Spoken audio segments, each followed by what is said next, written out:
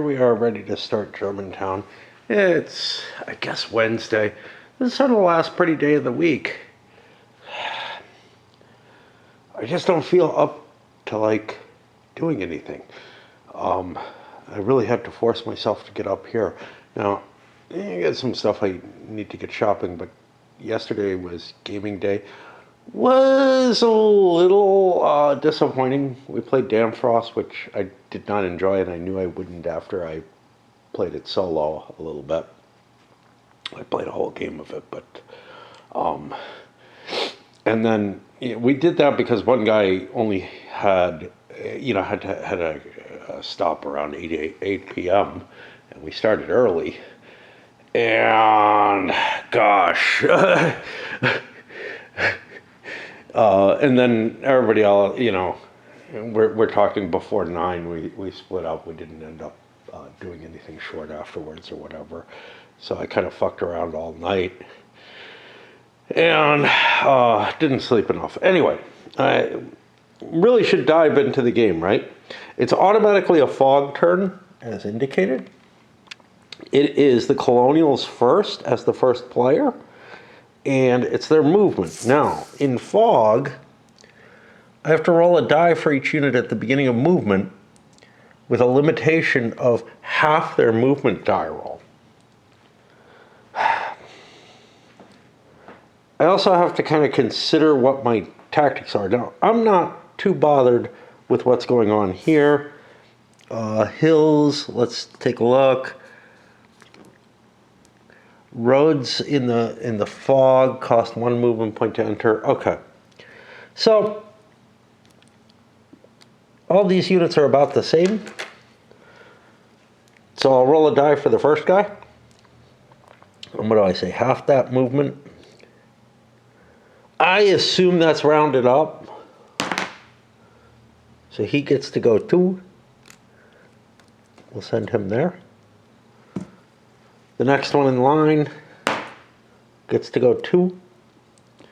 Let's take a quick look at stacking, because I know it's funky in this. I think it's 3 units in a hex, but it's actually kind of infinite. Yeah, if there's more than 3 units, they end up disrupted. That's fine. The last one only goes 1. The leader will go 2 plus up to 3. I'll just put him there. And so that's the first, advance in. I'll do the rest of these. The only really tricky thing I feel is these guys on the flanks, how I want to use them. I don't feel like these battalions here should be too big an impediment to me. And also where I put Washington. And this is iffy. I kind of want to put him on one of these wings. I'm going to put him over here. It's not necessarily the best place, but it gives me a leader on that section of the board. I'll come back after I'm done moving these. I'm allowed to use march movement. Before I go any further down this line,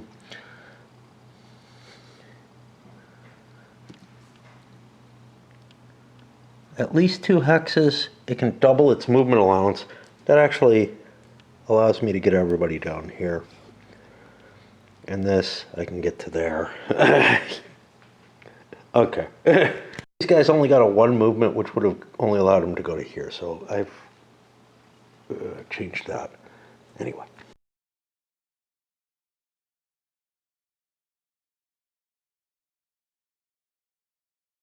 Movement, I realize I'm not sure what happens with the leader movement bonus, which can be used in an entire stack, in terms of how does that interact with this. I think the fog prevents me from getting much of a bonus from that. I'm still just getting the die roll. That's how I look at it. It's not really clarified here. And now we hit a combat phase. There isn't going to be any combat phase. And we go over to the British side of things, and they have special rules for their first turn movement, which I have to find. May not move more than 1 hex, but leaders move normally. But C15.5, which is the fog rules,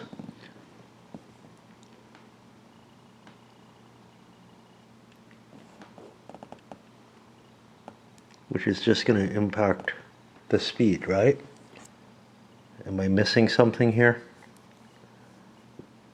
I don't think so.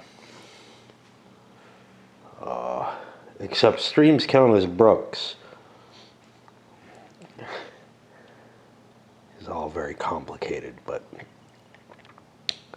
yeah, okay. Bumped this unit, it should be here, which means I could only get to there. I really don't think I could have done better than that, so screw it. Which is kind of fucked up. Riflemen, who are allowed to shoot at a distance, right? It's a light unit with capability of skirmishing 2 hexes away.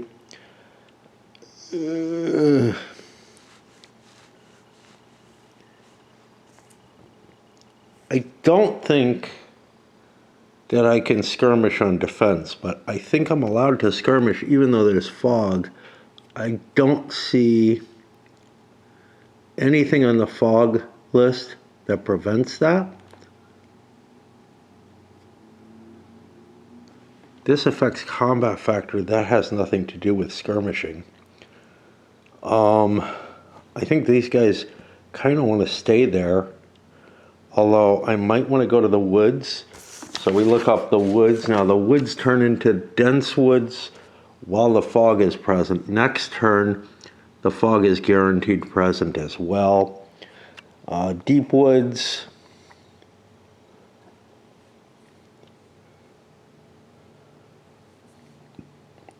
Affects combat factor, not movement factor for firing.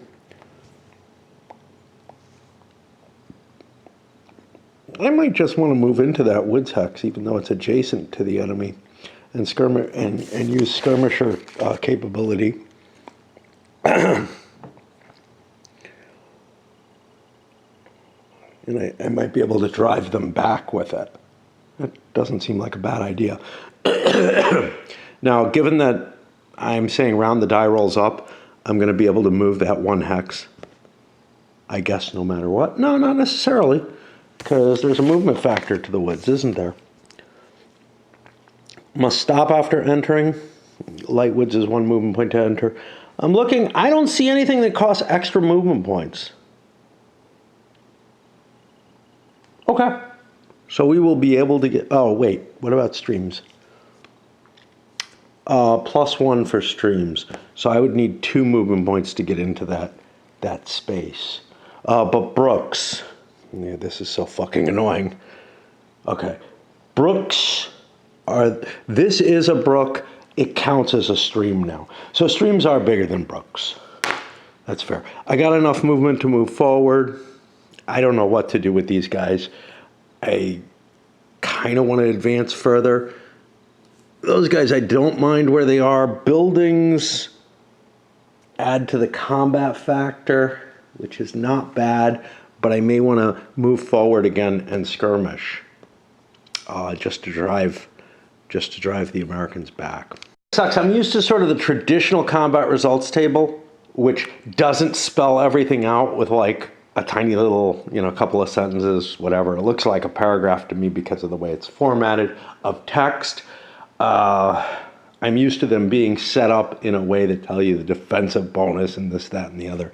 I don't know if that's possible with these just because of there's a fair amount of kind of special stuff on all of these, but it's like a really obnoxious setup to try to read through this as opposed, it's like these, I'm having to read this whole sequence of stuff every time I want to check things. And sure, eventually I'll kind of get used to it and memorize it. Maybe by the end of the fog turns or whatever, and then have to work my way through again. This is a feeling I got with the Montrose one too, which was this kind of, there's like a heavy overhead in the rules to these games, with a lot of special cases and a lot of stuff like and a lot of things you got to look up and try to figure out. It doesn't feel so. When I sit back and play the old Napoleon at Waterloo type games, there's so little I have to look up, right? There's a couple of core principles I have to know. Granted, it may have been different at one point in my life. But with these that are unfamiliar to me, they've got a fair amount of unfamiliar stuff, but they've got a lot of fucking chrome on them for such a tiny game. And it's kind of frustrating. On the other hand, that's the only way something so small can provide something that's got a little bit more richness than, your common add up the factors and, roll on a CRT and all that. So I really don't know how I feel about it. But I feel like it's making me struggle way too much for what the game is. I don't know. Not to move up to skirmish here because I'm in some good defensive terrain. I don't know if it's right, but if I push them back, they're just going to come back. The skirmish effects are not that potent. It's just DR, which isn't going to even disorder the unit, whereas the rifle guys can disorder. But I do have a skirmish attack here. Now, what's special about it is it can fire at 2 range. I'm not doing that. But I do get a DR bonus here. So what do we do with the skirmishing? We get the movement factor. Non-defenders get a result of 0. So we're looking at a differential of 0 here. I'm sorry, a defensive 0 with a +6 on it. We roll a 2, that's a DR. To whichever unit is the lead unit here. Oh, wait, there were deep woods there.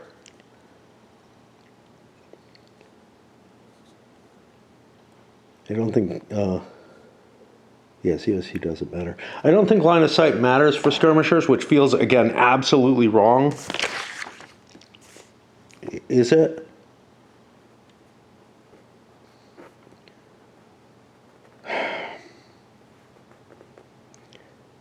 This pisses me off because I don't think I'm allowed to. So I wouldn't be allowed to fire artillery through here.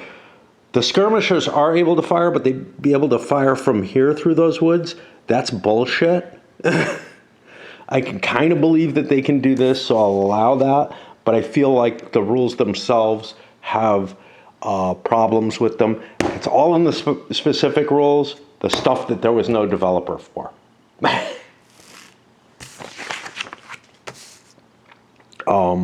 Which sucks. So you really do have to make up shit if you want anything to be at all believable. So I got a DR. What does a DR mean? And it's going to cause a disruption as well. A DR means the attacker retreats or defender retreats. All units retreat or are disrupted. Okay. So this has to fall back. I'll fall back on the road, I guess. What is this -2 there? I don't know. There's one here too. That may have something to do with the optional entry rules that were in here that I chose not to use. I see the ammunition shortage and I'm like, that's past my brain already. You know what I mean? Okay, that -2 doesn't seem to have any rules pertaining to it. I assume it's there for a reason. God only fucking knows. Okay. Maybe it's a reduction to their first turn movement or something like that, but I don't know, because again, it's not spelled out in here. Unless it's in the standard rules, reinforcements rules. I don't remember anything like that. I don't know. We got it here. I mean, who knows? Again, wish there had been a developer. Maybe the game would have been polished enough that it's playable. Okay, so these guys fell back, but they're also disordered. Now, I recover from disorder when, during my own turn, I think, or disrupted or whatever,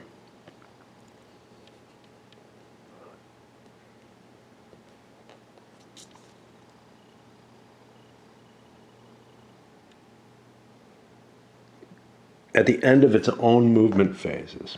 Okay. So yeah, this got pushed back by those riflemen. This moves here. It will be another fog turn. I am very disheartened by what I've seen so far, mainly because of the rolls, and I'm almost out of battery, so fuck it. I'm done for a while. I struggle to get up here. I've been struggling to get up here with the Avec Infinite Regret. I struggle to get up here with this. It's a matter of effort versus fun value, honestly. I don't know what this is capable of delivering, but its promise seems kind of low, and I'm having to fight against, all the special case little rules and whatnot, and still makes sense, the little problems in the rules. But anyway, we got fog again, right? We got this group 5, which is going to come in at hex B up here. And yeah, I guess we start to engage against these and push them back and move forward where we can. We've got that. I don't like fog. It's annoying because of the die roll for each movement. I kind of like the idea of die rolls for movement.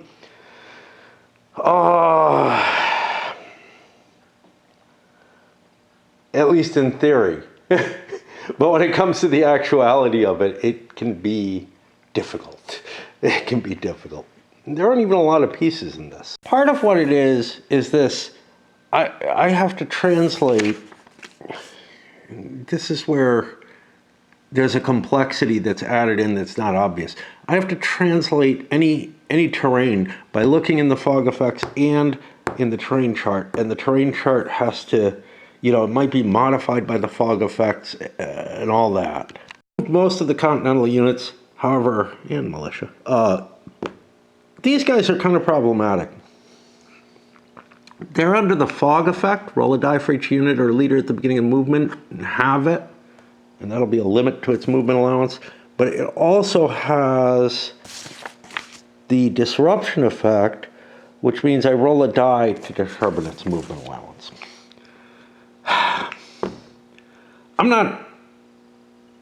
I feel like the fog, which is more restrictive, should take precedence, but you can make an argument that I would do both, because this could limit me to one movement allowance, even if the fog increased that, conceivably. I don't know. I guess I'll do 2 dice with it. I'll get a colored die for the fog or whatever, because that is what it seems to actually read as. Disrupted units, they're trying to skirt around because they have to recover their disruptions, or whatever it is. Disruption, yes. Now we actually have battles. We had, sort of a battle with the brigade here. Sorry, battalion there. I want to attack this. Let's look at the combat rolls again, because they obviously haven't gelled. I haven't gotten to play them, but I'm thrown into the most complex situation with the fog and everything right at the beginning of the scenario, which is okay if it's a series like this, if I've played other games of the series, but this one immediately hits you with that, and it makes it a little harder to cope with.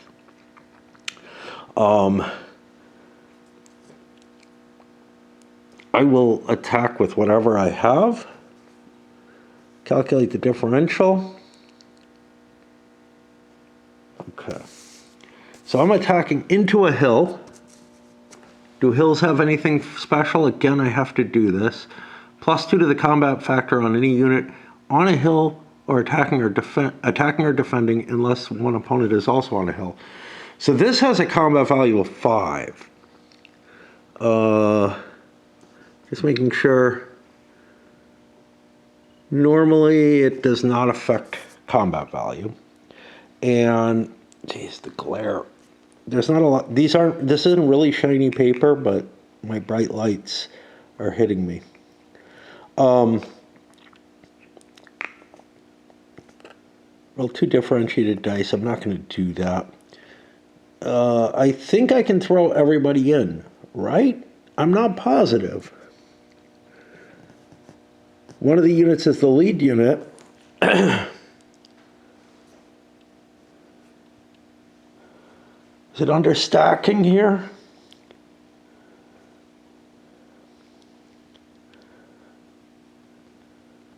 In combat, only one artillery plus one other can attack or defend. Okay. It doesn't matter here. So I've got 14 plus his leadership value of 3, puts 17 to 5. That means I'm at plus 12. That's going to put me on the plus 10 or more. I've got a building too. Buildings are not there. They had 2 more to CF, so I'm at plus 10. Same difference. There's no die roll modifications in this game. I get a 6. That's a DM DX. And now we look that up. DM is a defender route check. He has a morale of 5.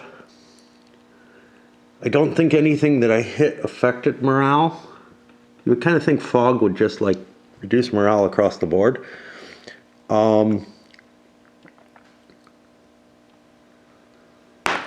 He succeeds in his morale check. So we apply the secondary result, which is a DX. The attacker loss or defender loss, if the primary unit passes its morale check, it takes a loss and no advance. If it fails, the owning player chooses all units of the affected side are disrupted. Okay, but what about skirmishers? Because these are. Did they have something special? I think this is only when skirmishing. And I don't see anything else about light infantry. I wasn't able to retreat or anything. Which means I make a morale check. I wish I could just automatically fail it. I would like that, I think. Being disrupted.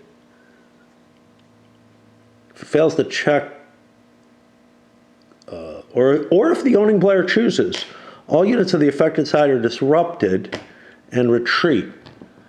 I think that makes more sense. I'm going to fall back the full 3 hexes, because otherwise I lose a step. I'm not really sure I need to stop him here. My goal is just to slow him down. And that means we go and look up the advance after combat rules, which I believe is all the attackers can advance. Yes. So we move in. We didn't get a leader loss check off that die roll, I believe. So that's all we've gotten off that attack. I'm going to swap batteries, do this other one. I kind of want to get a whole turn out of the way on each exploration up here. But you can see I'm going into a lot of effort to get through what feels like not that complicated a system. But I'm having to do all these lookups for effects of the fog and terrain, but also all these kind of different concepts that are built in. I kind of remember them and everything, but because I haven't gotten used to them and internalized them. And I don't think this system is going to gel over the course of a play of this. It's just too small a game. Compare that, say, to Terrible Swift Sword, sitting over there, where I get a situation that's kind of this size to learn the system, right? With, facing Buford's Cav and whatnot as the Confederates come on. And by the time I'm done with that, I mostly know the system. I know not everything about it, but I know a lot of the basic core elements of the system before the game gets bigger. This game never gets bigger, so there's no big payoff to learning all that. But it feels like it's about the same size as all that, as that initial stage that you're learning TSS in. Now I'm going to go into detail on the next attack because it's got its own variants to it.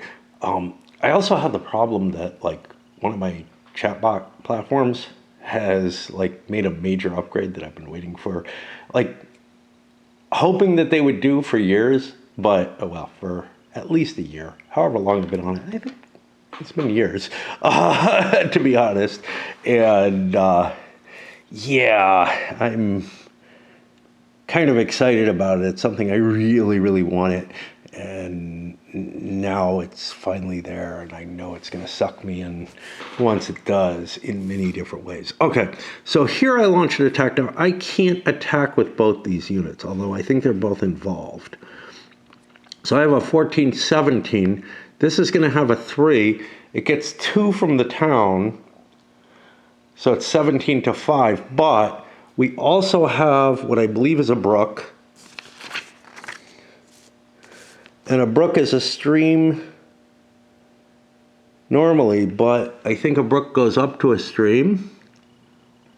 Yeah.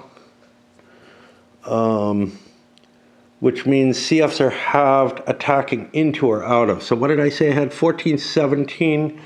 Halved is 8, I guess, to 5. Which means all I have is a +3, which is not that good. We could look at the chart and see if I even wanted to make this attack. All the results look like they hit the defender except the first one. We get a 2, that's a DR exchange. And now, again, because this is not just defender retreat, which is kind of what you'd expect. Attacker retreat or defender retreat. All affected units retreat or are disrupted.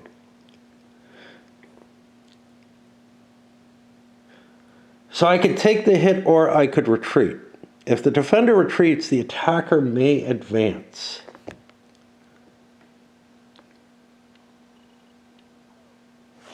I think I'm going to fall back. 3 hexes, I will choose to fall. I look at retreat because, you know, it's sending me to this rules thing, and I'm not absolutely certain. I think it's fine. Yeah. I guess I had the choice to be disrupted if I wished to. And now all of these get to advance instead.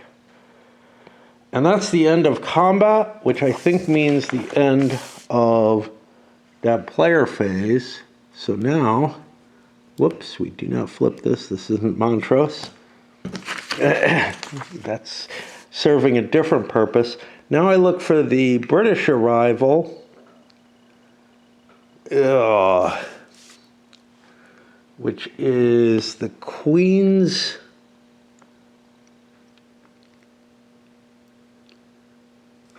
fuck.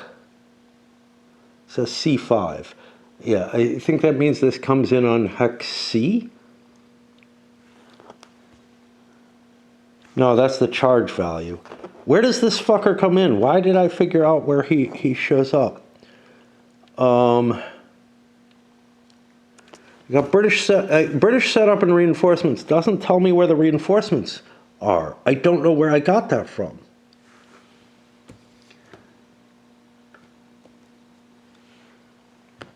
What the fuck is going on?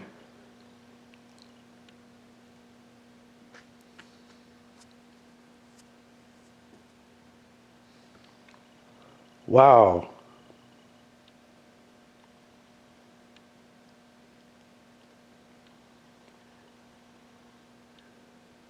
I am lost.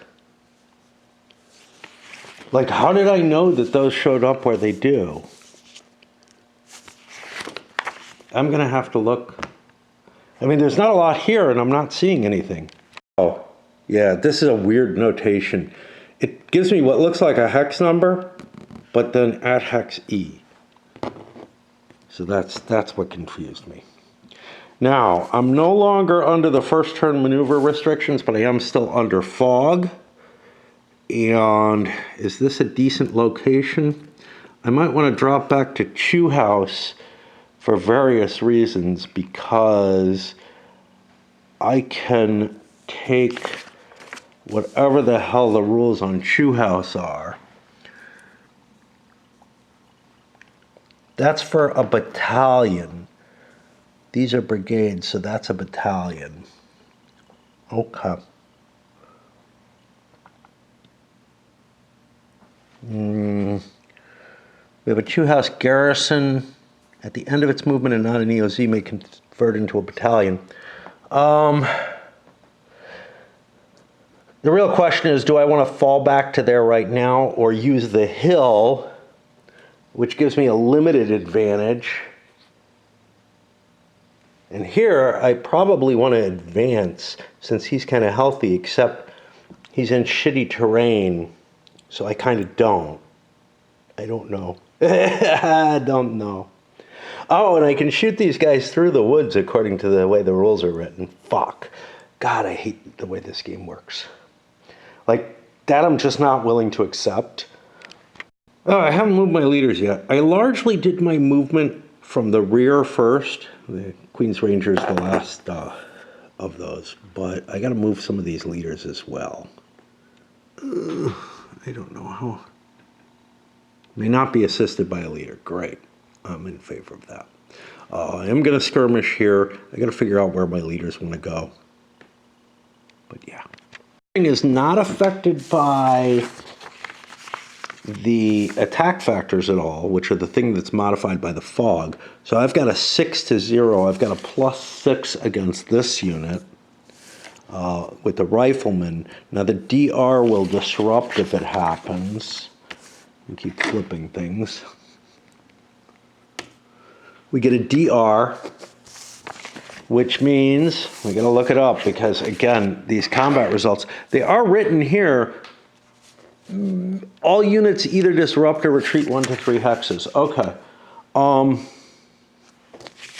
It's not, that's kind of interesting because I flip back over here. A DR result automatically disrupts the defender. They can choose to retreat. Am I allowed to advance with these fuckers? Skirmishers may not advance. So I think I'm going to pull back since I'm disrupted anyway. That'll give me a chance to recover. And that ends this turn. Very little has happened so far, it feels. That's going to put me over here.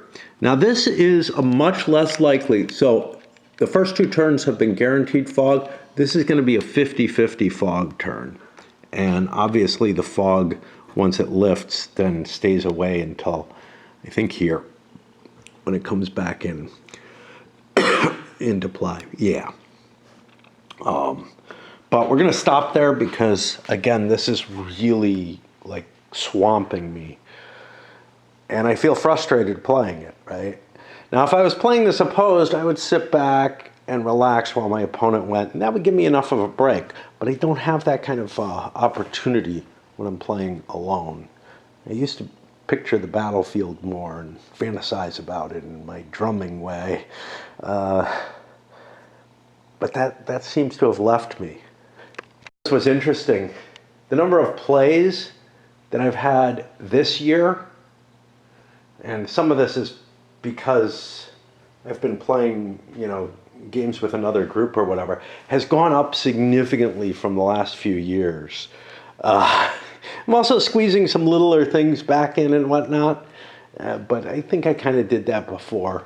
But the past, really, not since I moved to Eugene, but since about the first year I was living here, my play numbers have gone way, way down. Now, the first couple of years I was here, I was again playing, I was playing in a gaming group every week. So I was boosting those numbers up through that. And also, I don't know so much when we first moved back here, But before that, my plays were boosted by my wife because we would, play Dominion regularly. Or before we got hooked on that, I was showing her a lot of games very early on in our relationship. So it's like, I mean, I look at the numbers and I'm like, wow, that's kind of depressing that I've been playing so few. But that's really more my social gaming rather than just what I'm videoing. Although there have been periods in my life where I videoed more extensively. But I have this tendency to play really big things on video. Feels like it should be one of the most impactful things in the game is this random die roll for the fog because, one player is attacking, there are definite hindrances. The fog applies to that. So the fact that it's simply random is painful. We do have fog still.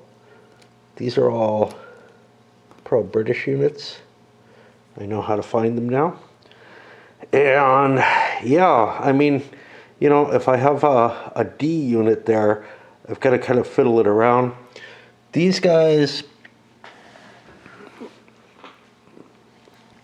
have that L, which means that they're lights, so they can skirmish.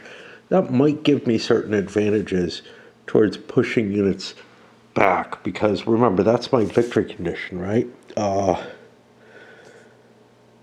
I have to be the last to occupy the market square or one of these camps. So if I can kind of break, push the British line back, I don't have to actually destroy units. Okay, I'll get started. I'm not going to video the details as much. Got one attack up here. We're going to do, like, something. Oh, this is the thing that only allows one attack. There's so many special little cases in this game. 14, 15, 16, 17 to I think 5, which puts me at like plus 12. It's got to be pretty good. I'm still going to do this because the lookups for the effects are painful. I get a DX. Okay. I want the actual rules on this because, again, it takes a while to get used to stuff, and there may be a little bit more. Attacker loss or defender loss. We were at DX, defender loss. If the primary unit passes a morale check, it takes a loss and advances, and no advances possible. If it fails, or the owning player chooses, it's disrupted and retreats. Do I want to give this space up? So here's the thing. It's hard wiping out units is hard. So the British automatic victory conditions seem really tough. But I can't keep retreating, which is actually what I'm going to do, here into the woods here, that easily, because terrain is what I'm trying to hold. Now, I can probably push the Continentals out of here or whatever, but, I mean, if they push me in, out, I can probably push them out, whatever. But it is a little iffy what happens, And then it's going to come down to just casualties. And there is some danger of outflanks. There's, a lot of probing happening by these units. Now, where do these all start? That's what I got to look up here. I got the 1st and 2nd Grenadiers and the Hessian Grenadiers. That's this. These are going to come in down here too. Okay. And we ended up with a couple of situations where skirmisher type units are going to I'm sorry, they're not. These are. These aren't. Fuck, I don't want them there. Oh, son of a bitch. Get this. I don't know. It doesn't really make much difference. Yeah, we'll just leave them here, I guess. Let me see. Thick woods. Yeah, it has. Okay. Sure. That's a good enough defensive one. Yeah, we're going to do one skirmisher fire. Oh, no, we don't want to be up against him because then he'd get the double fire capability. Shit. This is tough.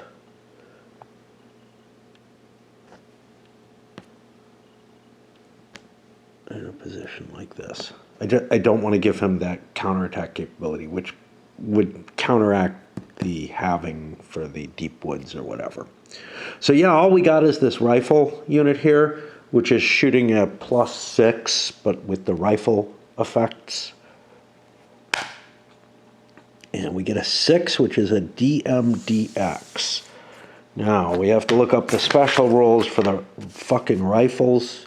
Because of this, it treats anything as a DR, which will automatically disrupt. Again, it makes sense to me to withdraw, and I'll go up to the hill. Oh, he's not allowed to advance. Fuck him then. We'll keep the ground there. And that's this turn. Put the fog roll here. I'm going to pause again. I feel like I'm getting closer to being able to play a couple of turns in a row, but just closer. And now, you know, the battle might start picking up some steam. It's getting more complex. As you can see, with the movements I had to make with the British forces. Like the battles of the American Revolution series, the GMT stuff, this is a game where you're more maneuvering, I think, than anything else. And it's doing a relatively good job over a small amount of stuff to, you know, there's not a lot of rules, but they're very, very strange is, I guess, the issue. But I remember that game system also had strangeness to the rules, which is one reason that once I got away from it, kind of like the musket and pike, it was hard to come back to, right? Because it was weird. You know, it's always easier to come back to stuff that there's a lot that works the same way. To the next 9:30. Okay, we're starting to see the ammo rules come into play. Not that anybody's firing. Let's check fog first. It's a 1 through 3 again. Okay, fog is over for quite a while. And what are the ammo special rules? You get these colonial militia rules, which it's just so weird because they're the only actual skirmishers. I don't know if that L, like, if they're only meant to be skirmishers in the woods, like, but anyway. Ammunition shortage. So the Brits get to make one morale check on a unit and try to disrupt it. Huh. What unit worries us the most? This one's pressing pretty far forward. I'm not sure it's the best choice. It's anything, it can be militia, and this is shitty militia, that's the thing. Maybe we're more worried about, you know, one of these that's a better unit. But the morale is shittier too. So let's go for the militia. And we end up getting a disruption there. Which doesn't do much. It'll just, you know, resupply or whatever. And now, I guess I start moving. Hard to figure out how to effectuate what I want. I know what I want to do victory condition-wise. And I kind of know I need to push the enemy out of where they are or slip through and slip around them. Neither of those are easy options, though. That's where the toughness comes. Okay, but we're at full movement point allowance now. Woods are all down to light woods, which means we don't pay extra going for them. Brooks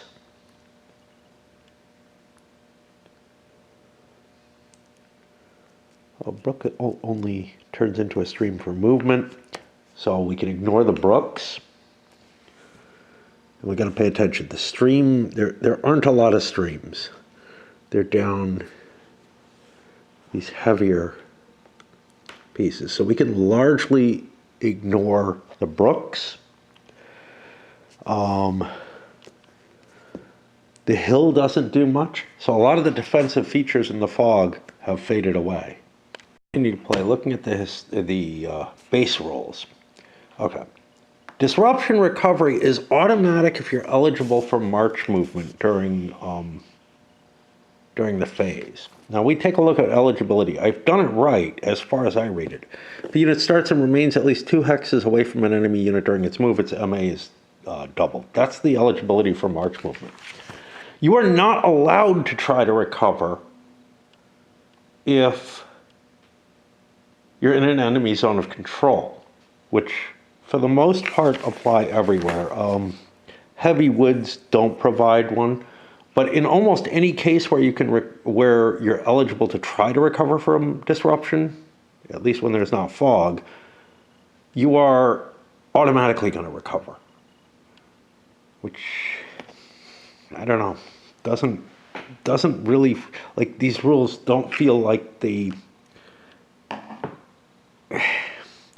it feels so likely that you're in that situation that I'm not sure, why they're worded the way they are and whatever. It raises questions in my head, given especially how fuzzy the system is. But this is core rules. I don't know. I just don't know. Decided on recovering where possible, but attacks, a lot of attack on him. Here, I'm going to do skirmishing fire. I'm actually doing it from the woods, so whatever the rules are, that's okay. Here, I think I'm going to launch an attack here, and then just singular attacks all up the line, all of which are kind of bad, but if I can gain ground, that's my key. So maybe a lucky roll or something. I don't know how those are going to work out. We're looking at things like 7 versus 11. That's a -4. That can't be good, can it? I don't know. We might get a DC, which is a retreat check. Oh no, there's 2 more because of that. Fuck. Yeah. But I need to do these as soak attacks. I'm launching attacks all across the board. This is kind of one of those, I don't know, let's see what the fuck happens. Which probably isn't wise, but the British line is such, close enough together, every hex, whatever. Yeah, the every other helped here, but, or leaving some gaps or whatever, helped cover some ground. But every hex, it's really hard to punch your way through in this system. But we'll give it our shot. We push this unit out rather than disrupting it, because it can just move back in and hit us. So not much effect there. This unit we were hitting on the maximum chart, and we ended up getting, I don't remember what it is, a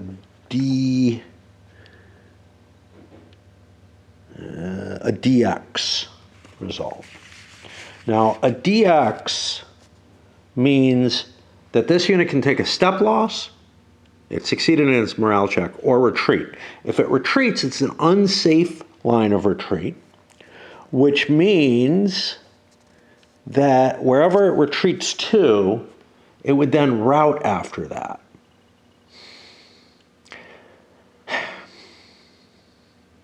I think that's better than taking the step loss, because I'm going to be so fucking weak, and I also lose an L there or an R there that I had over here.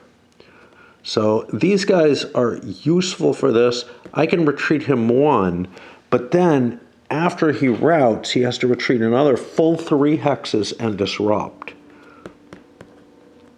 which is not optimal by any means. And we can advance.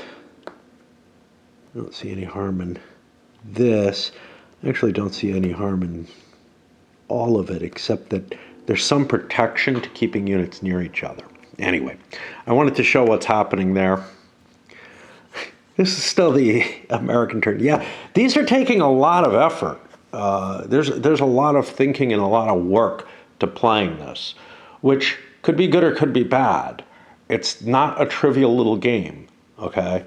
Even though it looks like it is. But again, it plays to that, wow, I'm throwing a lot of effort for the responses, and it kind of reminds me of victory point games, the Ancient Battles and Ancient Battles Deluxe, whatever stuff that I had, in terms of I'm really having to puzzle out in almost a Euro type, too heavy Euro type game, how I can hit. Whereas this is kind of the way I like to think, to be honest.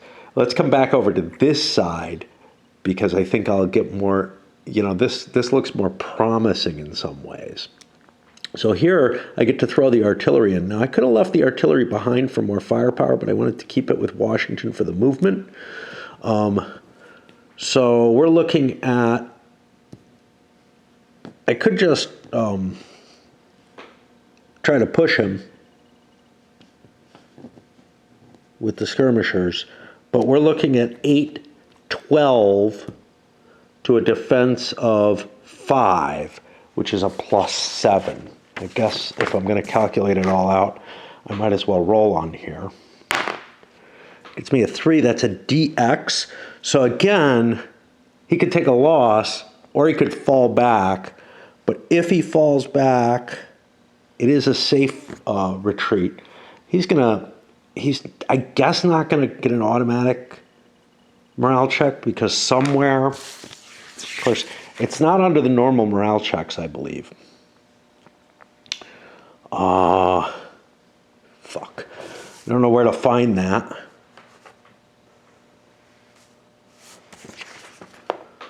Doesn't seem to be a rule on morale checks themselves. So if it passes its morale check, somewhere though they talk about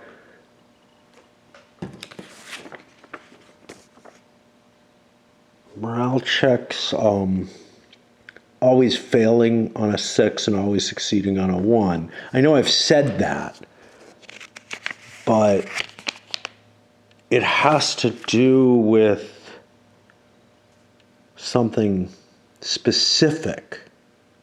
And I don't fucking remember.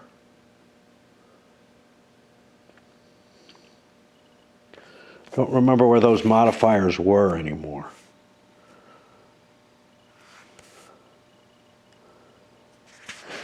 Like, they're buried in rules that are not, like, I didn't expect any 6 morale units because of it. I don't think that unit can fail a morale check. And I also don't know that it's at all important. Here it is. So, like, under disruption, which is actually under recovery, which is just mislabeled, right? Yes, this is all the recovery, but you shouldn't shove the disruption core rules into that. This is probably because they're trying to keep it to 4 pages. Its morale is reduced by 2, but still passes a morale check on a roll of 1. Okay, that's something different. Somewhere there's an improvement to the morale. Maybe it's the leaders. The leader's morale factor may be added to 1 unit, but that unit always fails on a morale die roll of 6, which to me means that if you throw a leader in on top of a unit like this for morale, you might actually be able to fail it where you wouldn't be able to fail it with just the 6. I don't know that there's a rule on morale itself, on morale checks themselves. I wasn't able to find that. Maybe it's here where they talk about morale rating. Roll a die. If the die roll, okay. Always succeeds on 1, always fails on a 6. Okay, so it's spelled out there. So yeah, I do have to make that roll. We get a failure. That means we don't have an option to stay where we are. I don't want to be adjacent to the enemy, so I'll fall back. And he'll advance. And now we got this whole line to do, and I'm like out of my mind with like how much effort I'm having to put in for this amount of effect. this is, yes, it's one of those games where you push things around. So much of the effort is looking up and finding the specifics of the rules, because they don't gel. They're not. I'm not going to say they're not intuitive. They're just not like settling in my head. Let's do this battle here that's up against the Bastion thing. I've got a 7 attack factor, hill to hill, so there's no effect, right? Well, there wouldn't be anyway. That's another thing. This applies all of these, which does not increase its strength. It would increase its strength as a building otherwise. But I get all this ignore combat results. So it looks to me like it's on the +4 table. And that's it. That's not bad in and of itself. I get a DCEX. It will ignore this because that was a DC. So I don't even have to make a morale check or anything. Now I got to work down the line and hit all these other units. These are not necessarily going to be great. So this is a 10, hitting a 10. So I'm on the 0 table. Not really what I'd like. I get a 2 that's an AR, attack or retreat. I either disrupt or I retreat. I'll fall back.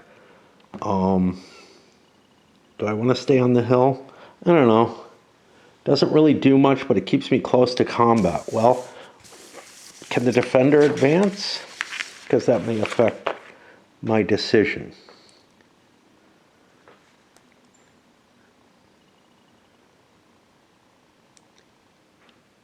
Defenders cannot advance. So I'm fine going to here. This, the creek doesn't do a damn thing anymore. So this is 7 to 11, 12, 13. I kind of don't want to attack it, but I don't want to get attacked by double strength. So 7 to 13 is like a -5. Is that worse? It's not good. But there's no AM. Whereas I'd probably be facing a DM otherwise, right? He'd have doubled strength. So he'd be a 22 to 7, which would get me on that top chart. So the -5 attack makes more sense, just to prevent him from hitting me. I get a 2 that's an AX, retreat or a loss. I have no desire to make, I'm just soaking, so I'll just fall back a hex. We hit this one, this is just as bad. Yeah, same shit, but we're not really hurt by pressing attacks because, okay, we get an AR with a leader check. AR means we could take a disrupt, but again, a disrupt is worse than just standing there. But the leader check, which is over here somewhere. Yeah. Well, it's somewhere. Hey, how do leaders get fucked? Like Cav, they can be fucked. Okay.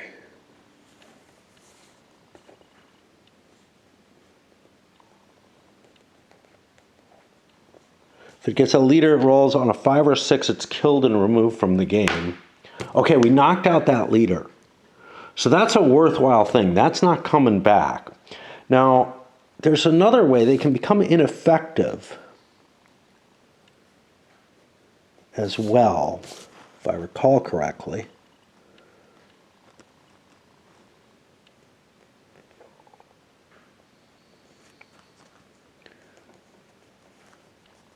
I thought they could. See, here's an ineffective leader. I don't know how the fuck a leader becomes ineffective.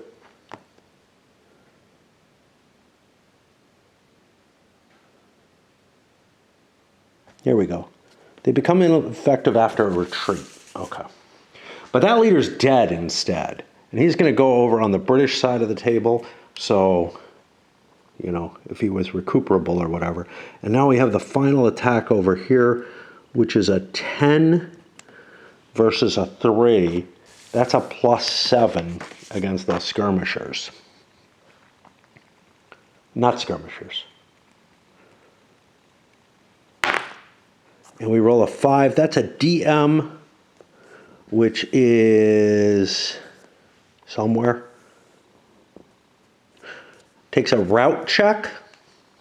It's got a morale of 5. It does route. That means it has to retreat 3 hexes. I'm not sure if I can retreat like that. Let me check that. These guys advance, because why not? You know, the woods don't help us much, you know, and he has to fall back the 3 hexes and takes the demoralization, but I have to look at the retreats, you know, to make sure there's not like a path of retreat, like a direction of retreat that I have to make.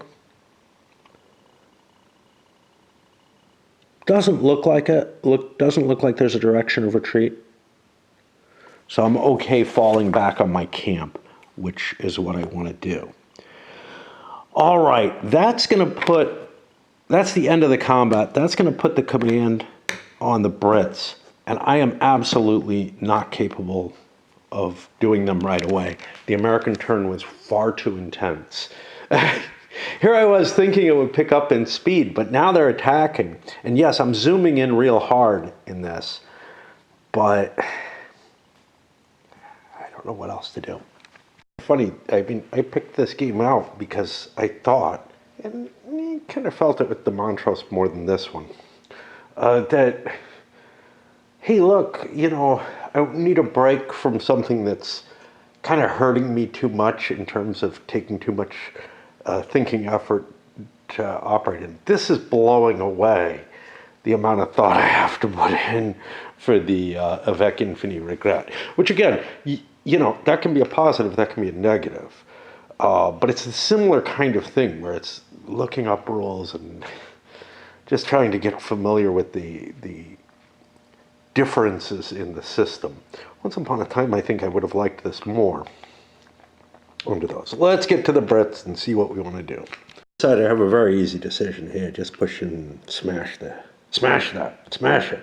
Which, on the combat results table, generally means things just fall back. Things don't tend to get hurt. Right? Unless they want to. Of course, ground is an important factor in the game, but it's probably not that important a piece of ground. So that's just going to run away. Over here, though, I'm facing a much more problematic situation where, yeah, I've got a fair amount of units here, but I've got to shift down and try to keep Washington in particular from slipping in my ass. Myself a relatively heavy attack here, which might rout this unit because I've kind of got it surrounded, moving my disordered units. Now, this guy got a lot of movement, and I don't see anything that prevents skirmishers or riflemen from firing when they're disordered. Yeah, they may not be able to attack. Okay, I don't know. If they had a leader, I think they could. How is this worded?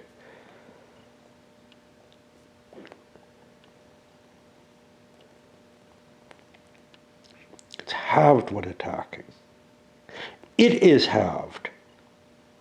This is really weird because normally the way things are worded is the combat factor is halved. Here it just says it is halved when attacking. But then it says, but see 10.0, but that's the leader exception to that.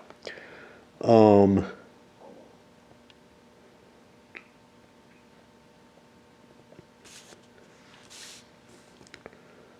know.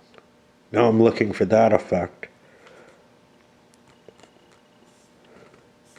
Accompanying disrupted units are not halved when attacking. Yeah, so I get the feeling that this guy goes down to his 6 movement factor, goes down to a 3. because although I'm not going to allow them to shoot through even light woods, I'm not going to penalize them for shooting through here, where there's no penalty, where there's a possible line of sight penalty because there's some light woods there, but I'm going to say that I'm able to do it. So yeah, I think I'll shoot there with the 3. Up here, I'm not launching any attacks. I got just a couple of big ones. I don't have a lot to prevent Washington still, but you know, I just couldn't get my forces. You know, I can't abandon the line that I have. Just conducted some attacks, but I don't think I actually. I think I got this wrong. This guy actually recovers during his move at the end of his movement, which means he does get his full firepower for, you know, pushing things back. I'll be back in a moment. Managed to disrupt this with the long distance fire. It's not going to retreat. It doesn't care, and push this quite far away because of being surrounded. It had to take a bigger and nastier retreat. That's going to be the end of this turn. We're not going to have any more fog turns for a while, until 1530. I think I've done enough of this to load up a version. I'm not quite halfway through the game, but we're going to go a lot quicker after this. And I'll load this up because it shows some of the difficulties I've been having and believe I will still be having. Another thing I've got to keep in mind is the step recovery, which is that step recovery, like, is essentially not that different from demoralization or whatever it is, disruption, whatever the fuck it is. If it meets the requirements and passes a morale check. This does have to pass a morale check no matter what, but largely just holding a unit on a line, it will be ready for combat again. So you're not going to kill things very easily. Lost units can't be replaced, though.